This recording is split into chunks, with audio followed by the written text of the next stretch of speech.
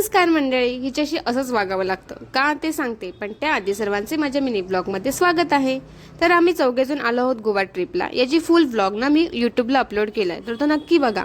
आमचा day 1 stay आहे कलुंगुटला, म्हणजेच नॉर्थ गोव्याला. येईपर्यंत दुपार झाली, त्यामुळे लगेचच फ्रेश होऊन जेवायला आलो. आता म्हटलं बाहेर पडलोच आहे तर शॉपिंग पण करून घेऊ. हे लोक शॉपिंग करेपर्यंत मी या छोट्याशा मिररमध्ये सेल्फी घ्यायचा काही सोडला नाही. इथे छान असे अँटिक वस्तू आणि ज्वेलरी सुद्धा होती आणि बरंच काही होतं. त्यातले आम्ही पण थोडीशी शॉपिंग केली. आता सांगते मी मगाशी असं का बोलली.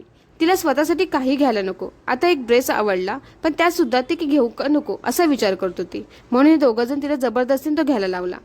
त्यानंतर छान असं ड्रेसअप करून आम्ही आलो कलंगूट बीचला. सनसेटची पण वेळ होती, त्यामुळे छान वाटत होतं. पण बीचला क्राऊड खूप जास्त आहे, त्यामुळे शांत नाही, पण बीच बघून पीस वाटत होता.